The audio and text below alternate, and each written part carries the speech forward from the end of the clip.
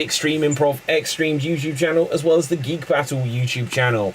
If you haven't done so already, please smash that subscribe button, because we're going to be talking about some fun and geeky stuff tonight. I've seen a couple of new trailers for things, and I'm sure there's other things that we've seen in the last week or two that we will react to. Now, on the show tonight, we have Capital Fave. Say hello to the people, and if you have a random geek fact, go for it. Hail from the land of leopards, elephants, and crocodiles. It's me, Capital Fave, with Dave. And my geek fact for today is that the original Tim Burton's Batman, they were actually looking to cast someone else, but then they also gave the role to Jack Nicholson. But Jack Nicholson initially turned it down, but then they went to Robin Williams. And when Jack Nicholson heard that they were going to go to Robin Williams, he was like, no, I want it. So that's how you got Jack Nicholson Joker. Otherwise it would have been Robin Williams Joker. Yeah, like, I have heard that facts before, and I just can't believe... Oh, hang on, everything's gone. Oh, you're back, right. I can't believe that there is a universe out there where there is Robin Williams as the Joker, and I would just love to see that. Although Jack Nicholson is brilliant as the Joker. But I always wondered, like, what changed his mind? Like, because Robin Williams considered it, that's why he was like, oh, Robin is considering it, then I should definitely do it. Or was it like, oh, I'm going to screw Robin Williams? You know, I think that stuff does kind of happen, because wasn't there that famous story that Arnold Schwarzenegger said that, oh, I'm going to go for Stop or My Mum Will Shoot, and that's why Stallone ended up doing it. Yes. Which is just a brilliant story. That he tricked him into taking, because Stallone must have been like, well, Arnold's doing Twins and and Kindergarten Cop. What can I do? And he ended up doing something where he's just with his mum. He even called him and asked, like, was he really going to do it? And then Arnold said, like, yeah, I am really trying to pitch for this one. I want to do this. This is going to be great. And then that's why Stallone was like, wow, that's genuine. That's such a crazy story. I don't know that. Okay, so guys, obviously we know what Jack Nicholson's Joker was like. Would you trade it? Now, obviously, this is entirely hypothetical. Would you trade it for the potential, better or worse, of Robin Williams' Joker? I would. You would? It depends what year Robin Williams is doing it. Is it when he's cocaine-fueled like Mork and Mindy, or is it like, So, what year was Batman? 89? 1990? Okay. So... yeah, so it'd have to be then. It'd have to be whatever period he was in at that time. So it's right before he's like Mrs. Doubtfire, which, I mean, in order to be that kind of character, Mrs. Doubtfire is actually, he's breaking a lot of like social boundaries and stuff by pretending to be some childcare person to spend more time with his kids instead of just being a cool father. I imagine it'd be a really interesting character, and that Robin Williams might be able to do it pretty well. I think Robin Williams would have been brilliant as the Joker, and like, I think this is true, or maybe this is urban legend, but maybe some of you have heard it. But apparently when they then came to Batman Forever, they basically did the same thing with Jim Carrey, where they approached Robin Williams again, and he was just like, no. And so it could have been him as the Riddler. Get away from me, Schumacher. Yeah, he's just like, no, not after last time sort of thing. Maybe that's true, maybe that's urban legend, that he also could have been, the Riddler. So, there's a universe out there where the Batman trilogy is just Robin Williams playing all of the villains, one by one. But Robin Williams... I would love to visit that multiverse for a little bit. Yeah, the Robin Williams multiverse. But it's like, Robin Williams, like, it doesn't seem fair, because he seemed like, obviously, like you said, he'd got times where he'd got, like, drug issues and stuff like this. And obviously his life ended in tragedy. But he seemed like one of the coolest and best people that you could ever want to have in a movie.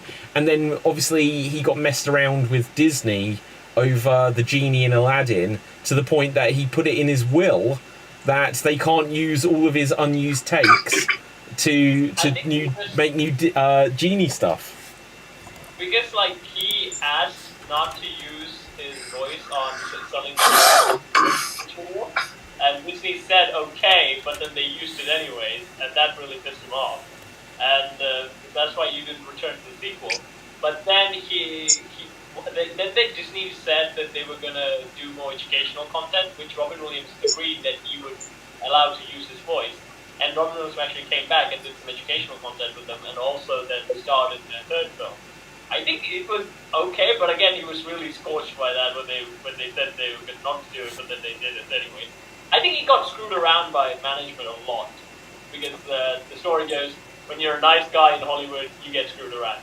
By Brendan Fraser, other example. Yeah. No, absolutely. Okay, now, that is one introduction done. Tim, say hello to the people. Hello to the people from my car.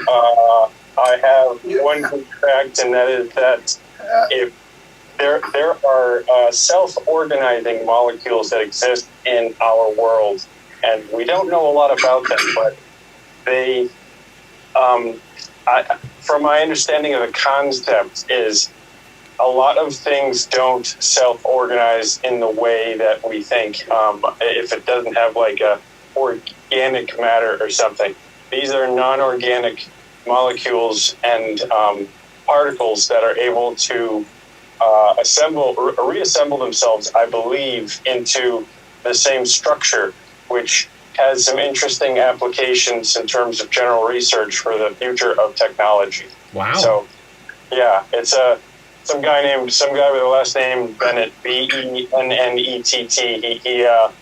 He researched a little bit about it, but then didn't get into it too big. But I bet that's because the general research has some, implications in defense purposes, and some, if we're looking at a capitalist point of view from it. So, cool stuff. I mean, that almost sounds like when they say about like nanobots or nanotechnology and stuff like this, like being able to, yeah. Wow, I can't believe all of these science fiction things that have been just like made up stuff for so many years, bit by bit, they actually happen. Oh, I can get into that if you want me to. Yeah, let's for a minute, and then Dev, okay. We'll get to you next. We all know that determining probabilities and outcomes of things is just a matter of numbers, and you could put in a lot of different factors for things like that. But what if our science fiction brains are just coming up with deterministic probability of a given outcome? Like, you see a specific growth pattern of a society or community, and given experience and a lot of other factors, your predictions for the future may have more accuracy as that just an advanced subconscious probabilistic thought process. I think there's also the arts influencing real science. A lot of people, scientists in the general way, were interested in science fiction, and they read about these stuff, or at least it's part of the culture, and they're like, hey, wouldn't that be cool if I really made that a possibility, or really searched about it? And sometimes it happens, like they say that the artists imagine it, and the engineers find a way to make it real. Well, the thing is, there is an interest in it. And is there an interest in it because it's generally interesting, or is there an interest in it because we're putting two things together, like microbes and technology? And that's just it's. I like thinking about how we think sometimes, because it can be very fascinating. I mean, the thing about it is, like, the example I can come up with, just on what you said there, Cap, was when Back to the Future was reaching the time where they went to Back to the Future 2 to like 2015, there was like this massive race. We have to invent a hoverboard, and people were coming up with like magnetic things which would levitate because of such a strong magnet thing. And then obviously we had those like Segway things, or those things that you'd stand on, and they'd call hoverboards and stuff like that. So literally, because of that film, and because of like, oh, this is what we predicted for the future, we were trying to come up with it. But again, like we saw in Back to the Future 2, it was like Jaws 15 or 17 or whatever, and it was like a shark coming at you. And then, like, again, by the late 2000 into 2010s. We were like getting 3D TVs and stuff like that. And interest has completely waned in it, and now we barely have that stuff anymore. So it's interesting how much it might be influenced by people like, oh, we've got to make this happen because Back to the Future said so. Or like Star Trek, they had communicators, so now we need to do this. And literally, you think about it, like this is an Apple Watch, and it's not quite the fancy one that you can put a SIM card in. But I can make phone calls with this. But if you had the one that you put a SIM card in, then you don't even need your phone. And imagine if they just took this and put it as a badge, like here, and you could tap it like a communicator in Star Trek The Next Generation. These things literally could all exist. It's just... your watch thing is literally Knight Rider's Michael Knight, like, probe, where he's just like, get over it. And self-driving cars, we got that too. Yeah. I mean, not close, but like, we're getting there. AI is also a thing. Yeah, it's so weird. It's so weird. What's the one, like, we haven't perfected Weird Science yet, that movie. We're not taking a Barbie doll and turning it into a woman. But other than that, I think, you know, what are the other aims from science fiction that we want? I mean, sex robots are a thing, David. Yeah. Well, I meant a real person, like Pinocchio. No, not like in that sense, but like make something real. Okay, anyway, still on with the introductions. Dev, say hello to the people. How do I top that? Hello, I'm Dev.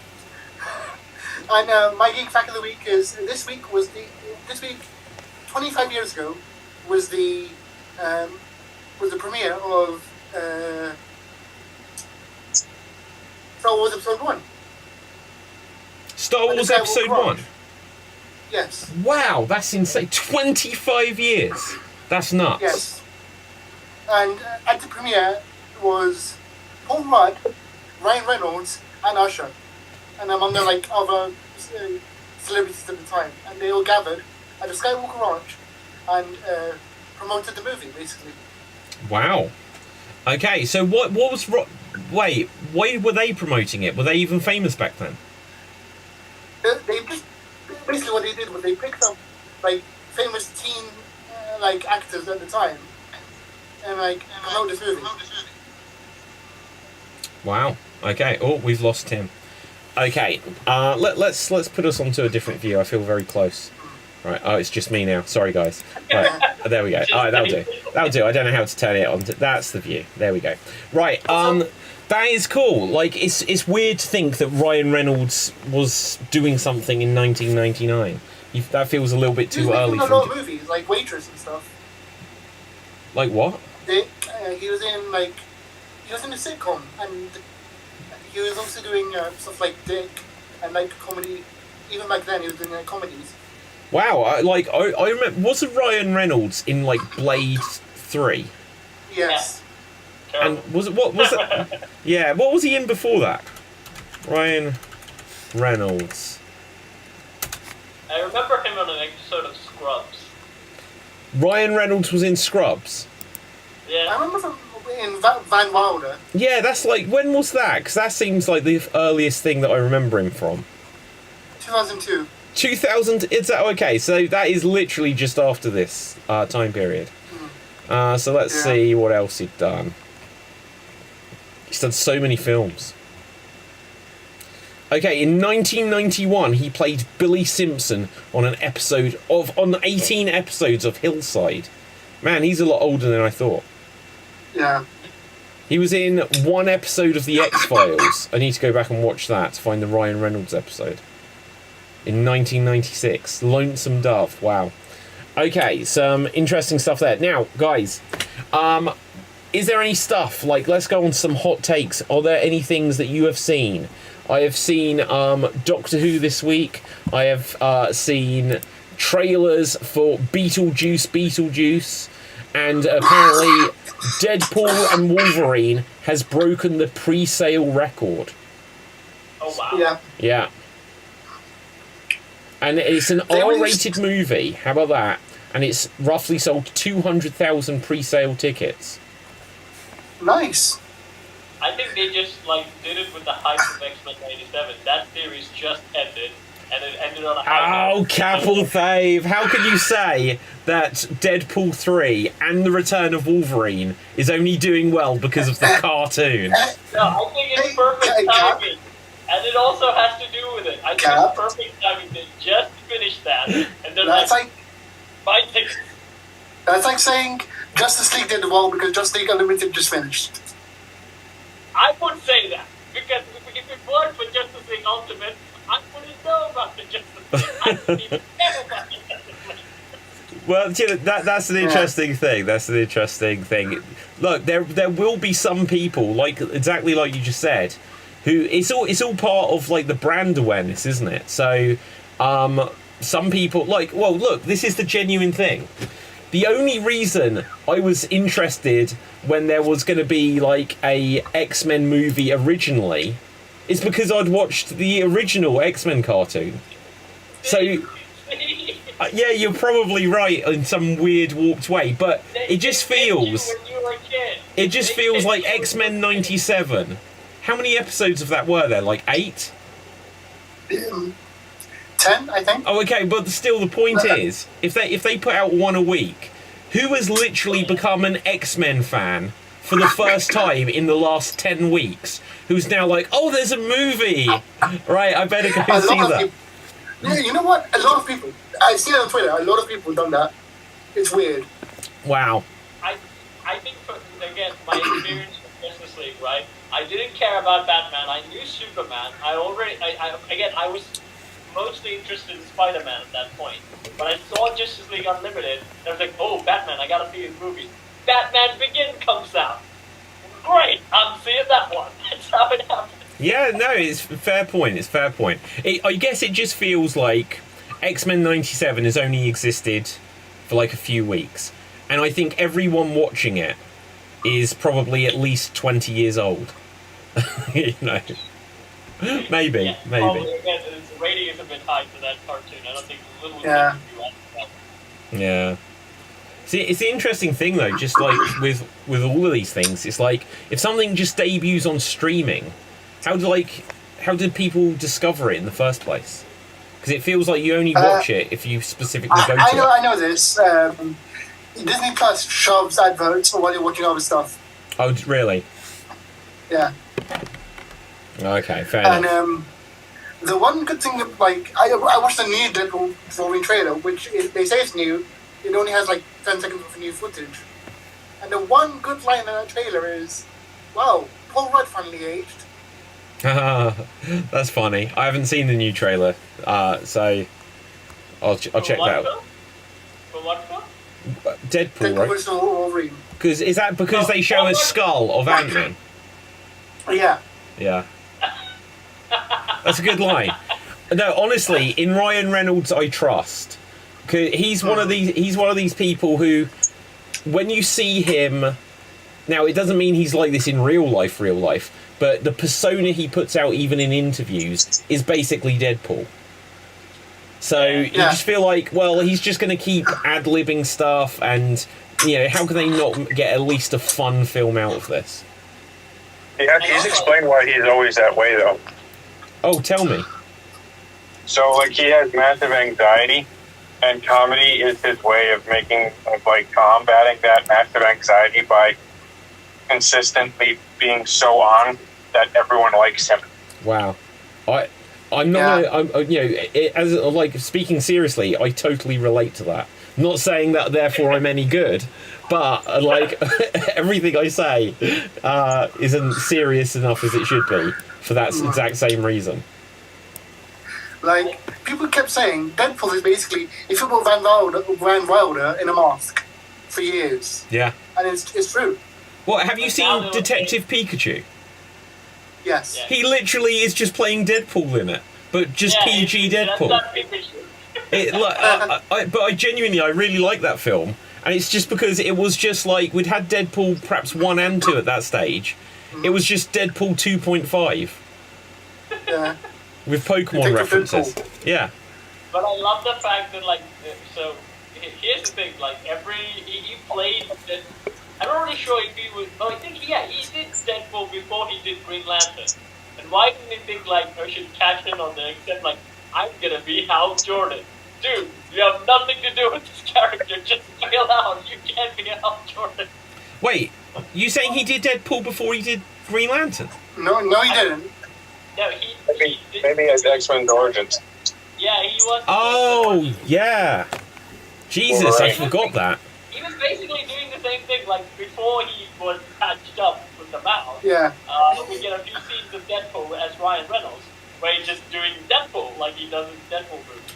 So, In fact, in Deadpool 2, during the cable fight scene, they reenact the scene from X-Men Origins, where he does the sword slicing through the bullet and stuff. oh yeah. Oh, and then he gets shot just some. like, oh, maybe Yeah. maybe not as easy as I thought. The Yeah. bullet gets gone through. I think out of all of the films that I know that are currently in production, Deadpool and Wolverine is the one I think I'm most pumped for. I think it's also like Ryan Reynolds also had to make deals, I think, because like the story behind how he got the first Deadpool movie to do is that he got the script, he approached the studio said no, so they published it online, and then afterwards everyone like would want to make this film happen, and then the studio said fine, here you go, do it. So It wasn't the script, it was the test footage. test footage, okay, I thought it was scripted.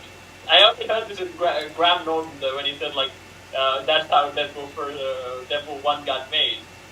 So we rely on you, Ryan Reynolds. Fight against the management. Yeah. Go ahead. The entire bridge from the first movie, the bridge fight scene, was leaked by Ryan Reynolds like before the movie like got greenlit, and because the YouTube video got so many views and so much positivity, folks was like, you know what, let's do it. Wow. That's cool. That's a cool backstory to how it got made. Yeah, Ryan Reynolds, though, here's the interesting thing, and it's a little bit the same with Wolverine, actually, because obviously there's only been one actor play Wolverine on like live action, right? And it's like, how do they ever? We've spoke about this before. How do they ever replace Hugh Jackman with a new actor? But I think more so than that, how are they ever going to get a different actor to play Deadpool? Because I feel like they're so intertwined now. Yeah, but I think still it's doable because Deadpool wears a mask usually. Yeah, but it's the voice and it's just his rhythm of speaking. Okay, But so if you look at cartoons, David, people who impersonate the cartoons, they impersonate Ryan Reynolds so well now that you basically feel like it's Ryan Reynolds as a cartoon, even though he's not. but Kat, that brings up an interesting fact that we found out with What If, we found out that normal like MCU actors can't do voice acting. Yeah. So like the voice actors being naturally able to mimic Ryan Reynolds is fine, but the whole mannerisms of that Ryan Reynolds would need to be Ryan Reynolds. It can't be anyone. Like Deadpool can't be a top. Like nobody else could be Deadpool. I'm pretty sure the next Jim Carrey will be Deadpool. The next Jim Carrey will be Deadpool. Yeah, What's that I don't know who that's going to be, but I think he can be. Who? Matt Rife? No! I would be the next Jim Carrey. I don't even know who Matt Rife is, if I'm honest. It's like similar brand of slapstick, like obnoxious sounding comedy, basically. I need to look this guy up. Matt Rife. Oh, hang on. Oh, no. What have I done? Right. Matt Rife. Let's see who this is. American actor. Wow, I don't know him at all. No, I don't even recognise him at all. No, but David, can you share a picture? of Matt Rife. Yeah. Yeah. Let's make sure these are all normal. Let's see. Here we go. Is that him? Matt Yeah. Rife argues with a 6-year-old on Instagram. Jesus. He's not Jim Carrey. He Well, barely like, does anything slapstick related. He just does crowd work. Yeah, Matt Rife doesn't have the facial expressions. I've seen Matt Rife, and he doesn't have like the same like facial contortions that Jim Carrey can do. Jim Carrey has like really good musculature. Yeah. There's a video of Jim Carrey doing the Grinch face during a Sonic interview, and that's terrifying. Wow. I'm going to see if I can find that. What, during the Sonic, did you say? Because he's a lot older, so... Okay, so... Jim Carrey... Grinch... Face... Okay, let's see. Oh my god, you're right. Let's see if I can bring this up. Oh my gosh. Hang on, let's open this in a new tab. Open image in new tab. Stretch out your faces and stuff like that, you'll easily get like wrinkles and stuff. But like Jim Carrey doing all of that, still looked good. I mean, like at his age, he looked pretty handsome, even though he was like contorting his face all over. I mean, look at that. The funny thing about it is seeing him do that without the makeup on. It's not a billion miles off of Pennywise. Yeah. It's like the lip and like obviously the guy who does Pennywise has got like a lazy eye, so he can do the eyes looking in two different directions, which I think probably that helps get him the role. But yeah, that's cool. That is muscle control. Yeah. Okay, guys, have you seen anything this week that you want to react to? John Wick 4. You've seen John Wick 4? Yes. Finally. Yeah. Right, okay, tell us about it. The first half was great. Having Scott Adkins play a fat guy was hilarious. Because Scott Adkins is a well-known martial arts / stunt person.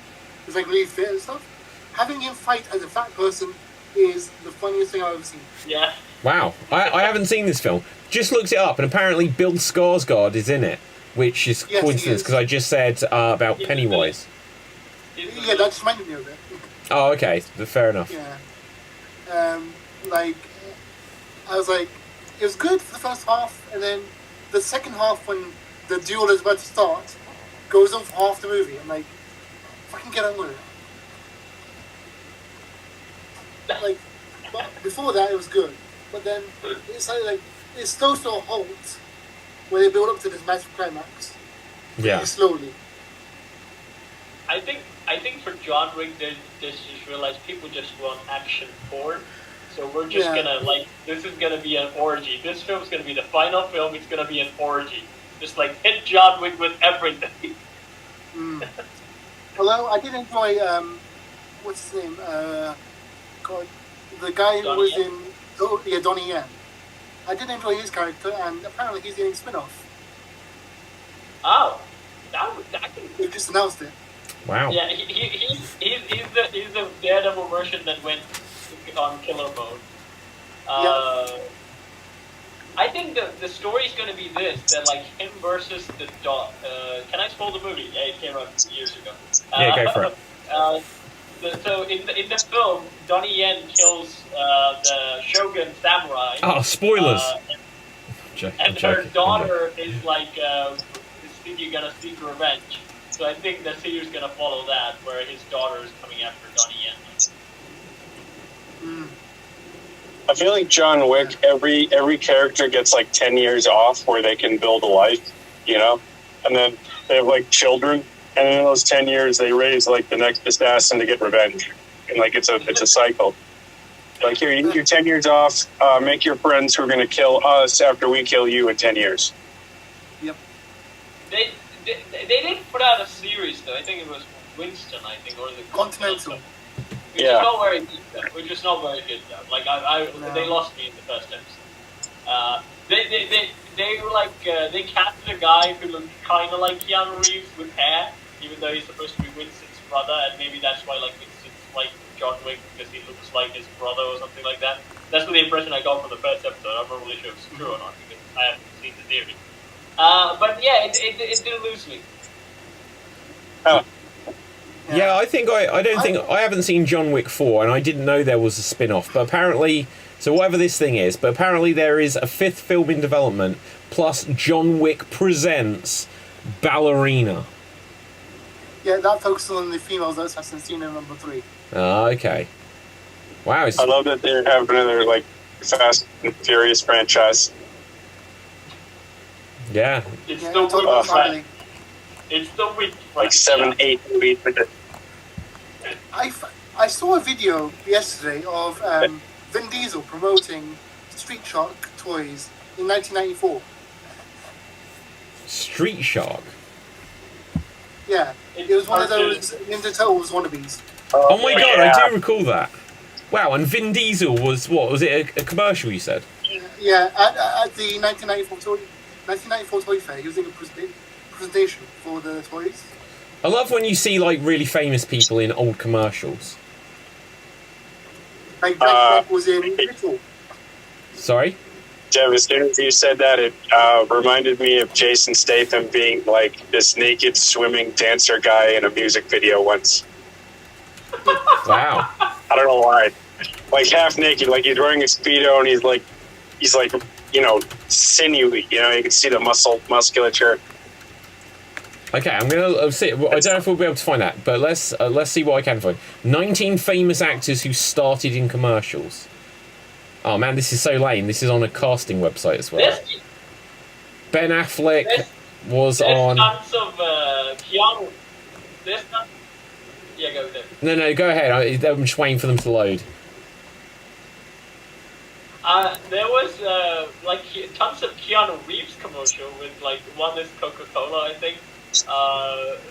There's tons of with him though, and there is I think Dorothy movie with John Wick as well. I mean Keanu Reeves, like a weird Canadian version of what's that story? Wizard of Oz. Yes, it's a weird story of Wizard of Oz. Wow. Okay, so look, I'll show you the article I've got here. I won't play them, even though I'm sure they won't ding any copyright thing. But like, Ben Affleck in a Burger King commercial. Drew Barrymore in a cookie dough commercial. Steve Carell in Brown's Chicken commercial. Courtney Cox in 1985 Tampax commercial. I bet she's proud of that. Wait a second. In Friends, there's that episode. What is it that Joey's... Yeah, what's the commercial he's doing? Ichiban, lipstick for men. Yeah, okay, come on, right. What's this? Bryan Cranston Preparation H. What is that, like a hemorrhoid cream? That is a hemorrhoid cream. Oh, no way. I almost want to play it. Hang on, guys. Like, let's take the risk. Let's take the risk. Let's. I'm going to mute it a second. Let's see what Preparation H is. Okay. I don't know. There might be famous music, though. Wow, look at him there. He's so young. And he still looks old. He does, you're right. That is quite a talent. Also, fun fact about Bryan Cranston, he was one of the original actors in the original Power Rangers. He voiced several of the monsters. Wasn't... Wait, hang on. So he was in the original Power Rangers? Yes, in 1993. That's cool. Because didn't he come back as... Zordon. Yeah. Yeah. Wow, I did not And know they that. named the character of Billy after him, as Billy Cranston. Billy Cranston? Oh, I was going to say, his name's not Billy. Yeah. I'm such an idiot. Right, it's like, what do you mean? His name's Brian. No, but Cranston, I get it. That's really cool. Leonardo DiCaprio Bubble Yum commercial. Morgan Freeman Listerine commercial. Wow, Sarah Michelle Gellar. That's Sarah Michelle Gellar. That's crazy. Kodak, Mark Hamill. I don't know. This perhaps isn't that interesting. Right. Anyway, guys, has anyone seen anything else to react to? We've got some other things. Yeah, go on, Cap. I have seen The Ungentlemanly Warfare, the new Guy Ritchie Henry Cavill movie. Yes. I was hoping it would be The Gentleman, but it was not The Gentleman. So, again, it's not what I hoped for, but it's an okay movie. I have nothing bad to say about it, except that my expectations were really high, and they weren't met. The one problem I would say is that, like, they separated some of the characters, which I really didn't like, is that in that story, or in real life, the guy Henry Cavill plays and the actress, they actually get together and end up getting married. But they only have, like, 2 scenes together, and they last about 10 seconds. So, Wow. once they meet and they go, I think Henry Cavill says something and she says, no, thank you. Okay, then they never see each other again. At the end of the scene, they're like, Henry Cavill's literally, I know she will make it. That's all he's doing, and they come aboard and they're like, okay, that's it, movie's over. What? I only figured out at the end credit where they showed that they both got married. I'm like, You missed a whole romance in that movie. Interesting. Yeah. But I think that, again, Henry Cavill was extremely goofy in this one. And then but I think his character is more like, he's like an eccentric James Bond. And again, this character was the inspiration for James Bond. But he was more of an eccentric character Henry Cavill played. I think the guy who played Witcher, Reacher, was the real star in this one, action-wise, because he got to do all the fun stuff. Alan Richardson, right? Yeah, and he got to do most of the physical action stuff, and it suits him because it makes sense. Yeah. The spy story is literally the other actor and the Marjorie character. They usually do the spy thing. The villain, however, not as well engaging. Guy Ritchie usually do very good engaging villains and heroes, but in this one, he's doing a Nazi bad guy, but I was expecting more charisma out of things, but we didn't get it. And also, it's very anticlimactic, because in The Gentleman, you got a huge monologue before the villain gets its coming to do. Again, Guy Ritchie does the anticlimactic thing where the hero walks off and he's he's about to die now. But in this one, I felt like they built this Nazi bad guy. Come on, do a fist fight scene where we see the guy get wrecked. No, he just dies pretty easily. So I was hoping for much more of it. That's a few things I have to say about the film. It's an okay film, but it is not as good as The Gentleman. See, I've not seen that movie yet, but it's on my list. But it begins a worrying trend for me where Henry Cavill will play these James Bond type characters for the rest of his life. But we really hate it for it. Never end up as James they're all Bond. weird. Yeah. Yeah. I think there's a really good point there. Yeah. Yeah. I think that actually is going to be somewhat what happens. But speaking of Henry Cavill, I'm not just going to bring up the thing here. Here is the first look of Liam Hemsworth taking over his role in The Witcher. It's Henry Cavill. He just got leaner. It Yeah. just looks like that. It's weird, isn't it? I was going to say, it feels like there is a weird trend with David Corenswet as Superman, where the guys they get to replace Henry Cavill look exactly like Henry Cavill. I think they're okay, he was Superman, okay? Countries that don't even care about celebrities, they just want the face. We need to get as close to space as possible. That's what we need to do. You know what? This is Henry Cavill's non-union Mexican equivalent. Well, yeah, as they say in The Simpsons, right? Yeah. Oh my god, that's such a good episode of The Simpsons as well. But yeah, so this is the first look. There is a little bit of a trailer, but literally it just shows him walking from the back, and then he turns over his shoulder. But yeah, he is... Go on. I really hope, Netflix right now has got to change their act a little bit, because they did One Piece and they did it justice. I heard the Avatar, the Airbender was also not so bad, but again, people said, not really say good as the animated show, but it's okay. Better than Shyamalan, so that's always a plus. I think right now Netflix has changed their act when they're doing live action. I wish that Witcher came out in this time rather than the time it came out in Nightmare. Here's the thing. I think that Netflix is using all this live broadcast programming money from the roast of the football and Tom Brady. Tom Brady roast recently, and then they got the rights for wrestling as well. So they're using all the live broadcast money to make good shows now. I mean, they're also going to do the Tyson versus Jake Paul thing. It's going to be on Netflix too. Yeah. I hate Jake Paul. I don't know who Jake Paul is, and I don't want to know him. Well, the good news is he's about to get punched by Mike Tyson, so that may be the end last we hear of him. Yeah. If it's sort of famous wrestler, there's no problem. I feel like the less I pretend to be interested about Jake Paul, the less people will be interested in Jake Paul. So I I don't feel very interested in Jake Paul. Yeah. Yeah. I feel interested in remembering where I put toilet paper in my house. Yeah. Do I have it? I should probably go to a CVS. And But buy I some toilet also, there's some rumors that Henry Cavill's Amazon thing is also. Again, there was a huge thing that happened with Warhammer recently where they announced Speedway Custodies, and the community is currently in a disarray where they're like, we don't like it, this is going to turn into something else. And then again, these are rumors, I don't think Henry Cavill probably said them. But there's rumors that Henry Cavill might not do the Amazon thing, but even though he did admit it on camera that he was like very happy that I'm about to do the Amazon thing. So, I don't know what's going to happen. It might fall apart.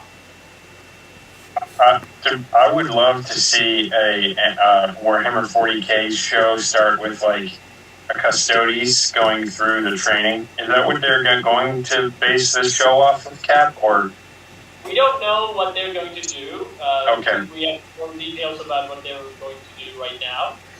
The only Warhammer property that the Games Workshop has released is the animated series that they did with the Salamander and Sister of Battle show. Quite a short animated show they did. Apparently there's going to be a season 2, and Hammer and Bolter might get a season 2 as well. But that's the only sure things that we know. Henry Cavill's project has like 0 leads. We don't know what it's going to be about. wow. Yeah. One interesting geek thing I did see was Casper Van Dine, the main guy from Starship Troopers, Yeah. reacting to Helldivers 2. Oh yeah. To what? The Gameology. Helldivers 2. I don't know It's that. like a game that's it's a good game. It's like a cross between Warhammer and Starship Troopers. And what was his reaction good, or was the thing look Yeah. good? Yeah. Kind of. It's basically, I would say it's more Starship Troopers than anything else. It's basically Starship Troopers. It's that whole movie where they just like, hey, just go and fight the bugs, and they send you off and you just fight bugs until you die. But Yeah. I've seen good edits on YouTube where they put penguins of Madagascar in Helldivers, which I really enjoy. If you can watch that, that's really good. I think there's several countries that did it, but I think the penguins thing is my favorite because like their commando penguins Yeah. are their soul. So it just works perfectly. Right, so guys, a couple more things to react to before we begin to wrap things up here. First of all, I take it no one else has seen Doctor Who from this weekend, right?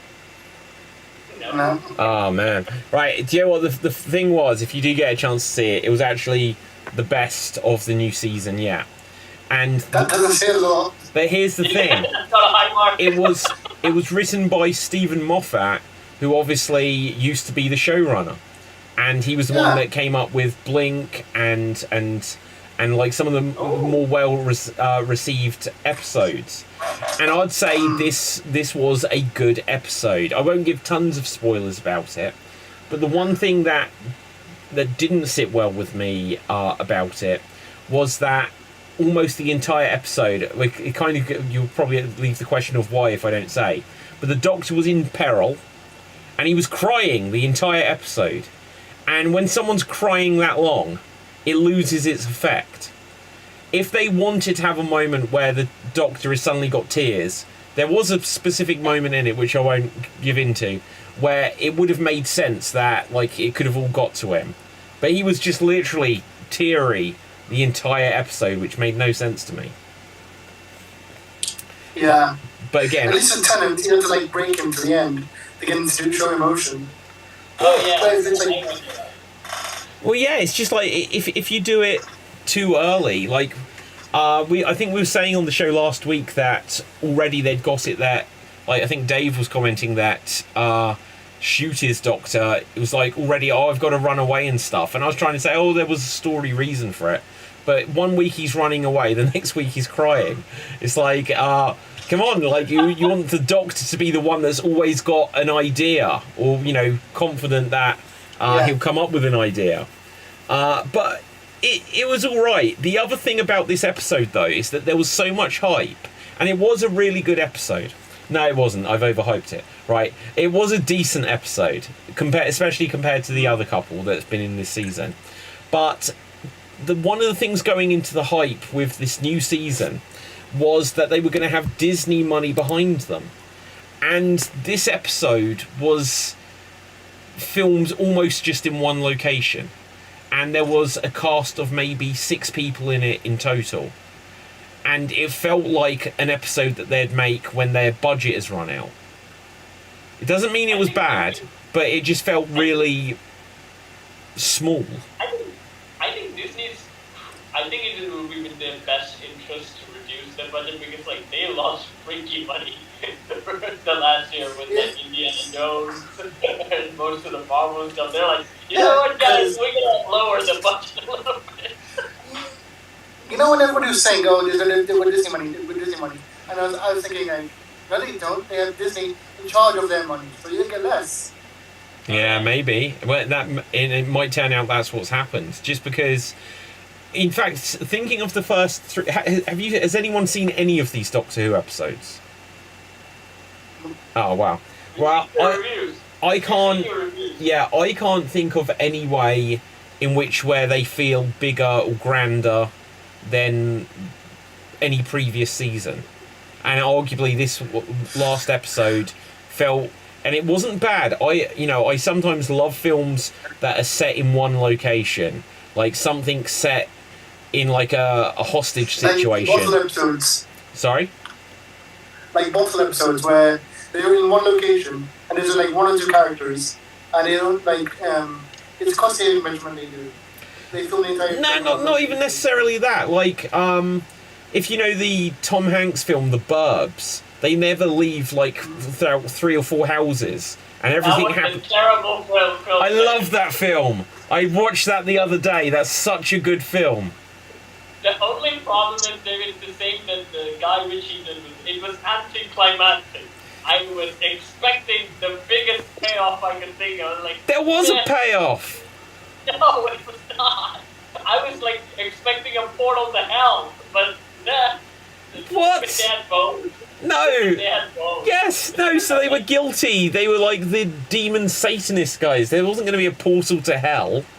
Oh my god. They just had both. They just had both. It was a film set in 3 houses. Why would there be a portal to hell suddenly? That's what they were building up to. Oh my god, no! Oh my gosh. Right, anyway. But like that film, or like a film set on a train, like just where it's in like one location, stuff like this. You know, the limitations means it can end up being quite interesting. And this episode of Doctor Who was interesting. Well, look, this is no real spoiler because if you read the synopsis or what in this week's episode, the Doctor stands on a landmine, and so he can't move. Right, and so that's why, you know, you can imagine there'd be tears and stuff. But they're there super early. And it doesn't make the Doctor seem as brave as you'd like him to be. And when there is tears, and when there is a bigger reason for tears, because the Doctor's been in peril so many times, right? But go on, Cap. So that's my problem. Like, the concept that you said is a very good concept if it's not the Doctor. Like, if it was any other, like, think about Blink, right? Doctor wasn't dealing with the angels, it was the girl. Yeah. And there was, like, genuine scare and peril in that. I think that could, like, even when Doctor was, like, explaining this, he was the third character to begin with, like, in the whole story. Like, I wasn't, like, thinking, like, David Tennant was scared of the angels. Like, he's a Time Lord. He's not going to be scared of them. Like, well, yeah, so it changes the stakes when you've got a character that even if they die, you know it's not the end, right? Yeah. See, now that you told me the concept, I know why that annoys me so much. There's one like piece of fiction that did that concept much better. Kingsman. Kingsman? Yeah. What, stood on a landmark? Yeah. In one of the movies?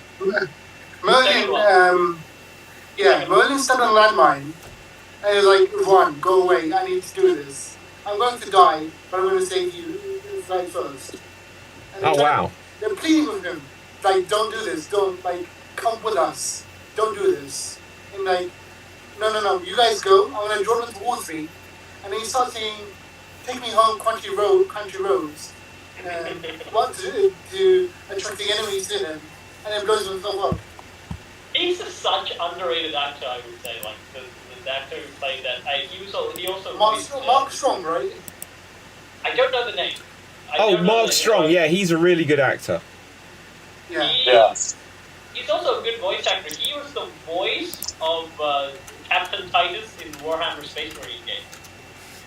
Let's have a look what Mark Strong is in. So, yeah, Kingsman. He was in Cruella. I can't even remember who he was in that, to be honest. Apparently he was in Green Lantern. I'd forgotten that. He was in Shazam.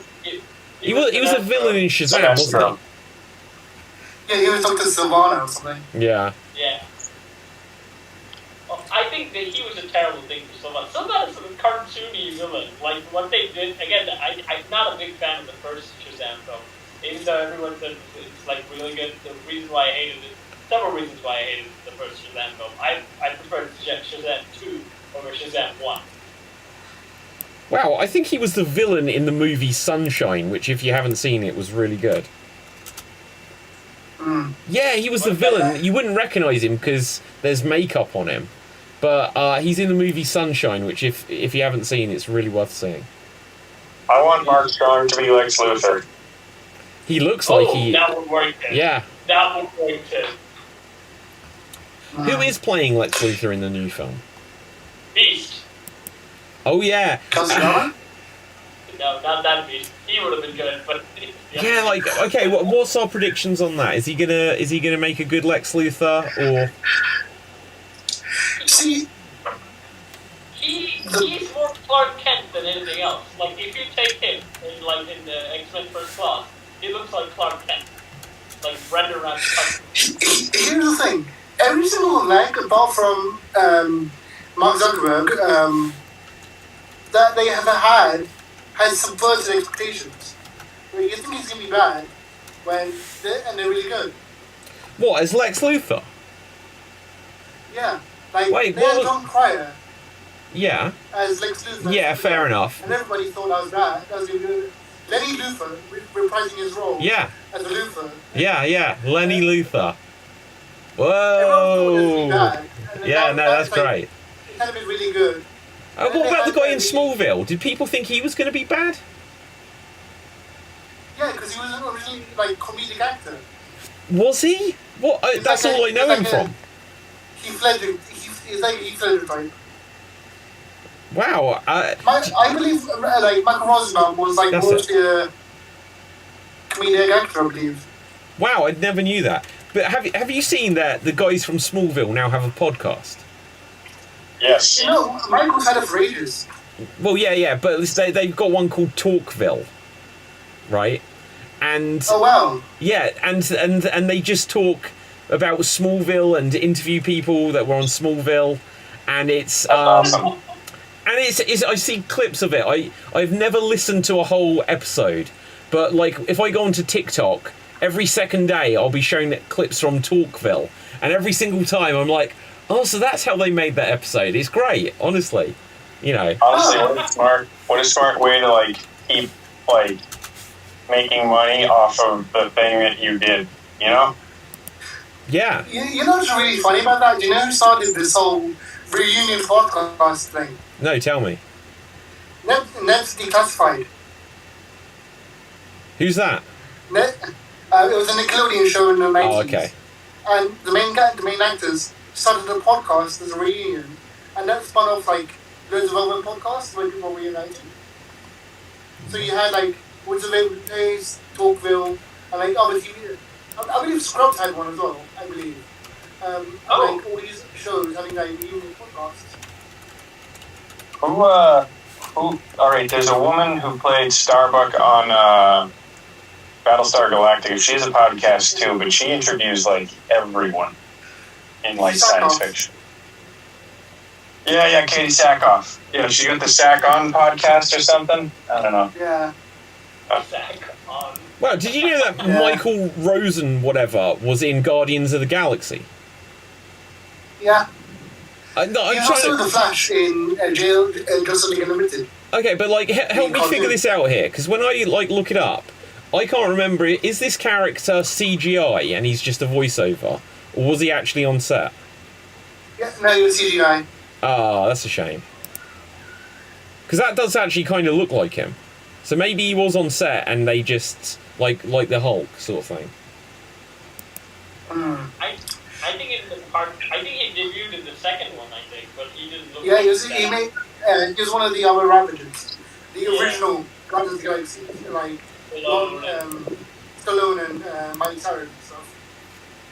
And Miley Cyrus. Oh, yeah, she played the robot in at the end of Dom 2. What? Shit, I'm learning so much today. This is unreal. I'm coming in like a wrecking ball. Yeah. Wow, that's so cool. That is so cool. Fun fact, the reunion, the little group reunion they have at the end with all the other Ravagers, right? Yeah. They are the original Guardians of the Galaxy. Yeah, like, is that in the similar sense where they just skip over the original Ant-Man? And why are they skipping all these characters? I don't get why they do this nowadays. I have no idea, but like the team they have at the end is the original, like plus Yondu were the original basically. Yeah. Yeah.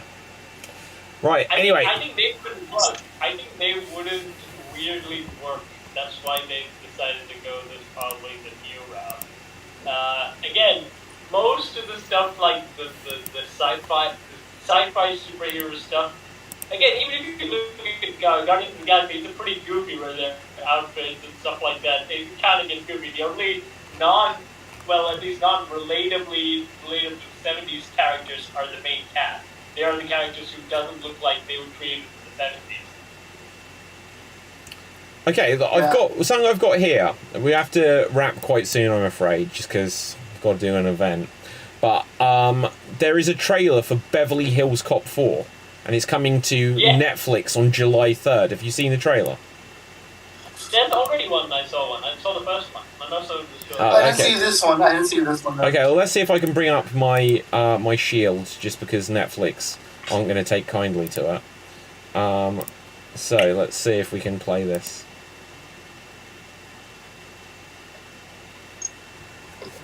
So I'll be honest, you might need to hear this trailer. It's a comedy, obviously, but it looks actiony. Yeah. I just hope that it's Eddie Murphy on good form, just because I was so disappointed with Coming to America, and I felt like the thing that went wrong about it is they had Eddie Murphy playing like the straight man, whereas he needs to be the clown. You know. And also, I think they focused on like his son and stuff like that. That's where it went wrong. It should have been about Eddie Murphy again, but absolutely. Son. It's the second film, guys. It's the sequel, not the fifth. Oh my God! Was that Joseph Gordon-Levitt? How does Eddie Murphy still look like he did in 1988, but Joseph Gordon-Levitt looks like he's 88? That is crazy. He works out, David. I wonder if Judge Reinhold is in this one. Oh, Kevin Bacon's in it. Okay. I think with Eddie Murphy, that they need him to let him riff. I think if they let him riff, they'll make everything entertaining. Eddie Murphy just has that charm, like the Will Smith charm. Or actually the Eddie Murphy charm that Will Smith had later on. Yeah. I don't know. I think this will be fun. People might say, oh, well, it's better than the third one, even though I actually really like the third one. But, oh, by the way, Judge Reinhold is in it. Oh, we're good. Oh, good. Well, why hasn't he been on the trailer at all? Unless he looks so unrecognisable nowadays. Let's have a look. Will they show him? Oh, that was him. Oh, my God. Wow. Yeah, that's him to the side there. He looks... He has not aged as well.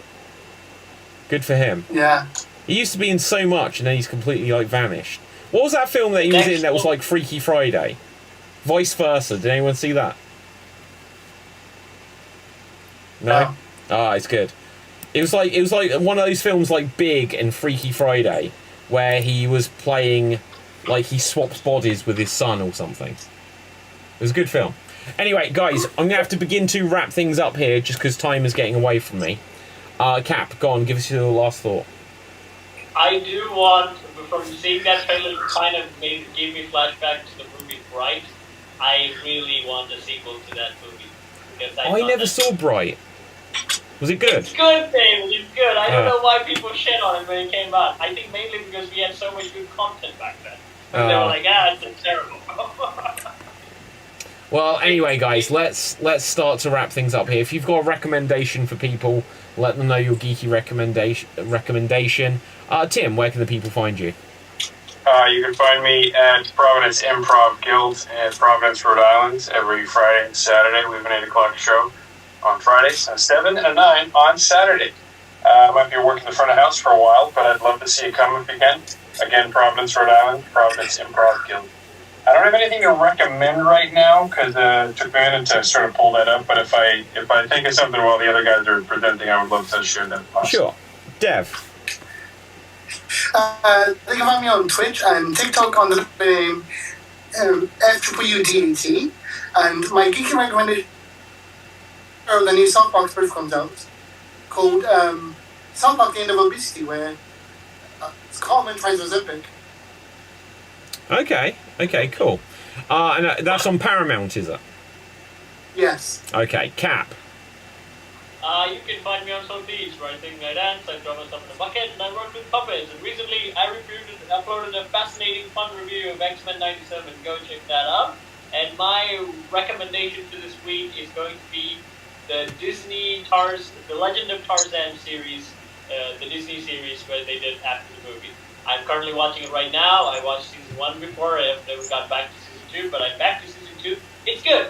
I love that Disney Cinematic Universe before the Disney Cinematic Universe. 2000s were awesome. Okay. So, for me, my name is David Pstansky. You can find me on Facebook, Instagram, and Twitter at David Pstansky, spelled P-U-S-T-A-N-S-K-Y. You can also get any of my books. Also, and here's a fun fact to follow on from last week. Last week, I spoke about that I was about to have a video about this terrible Street Fighter 2 plug-and-play device. The video has now become my most popular video on the Geek Battle Gaming YouTube channel. It's just under 5,000 views on it, which has gone crazy. But check it out, where I actually repair this sucker and get it to work even though it's broken.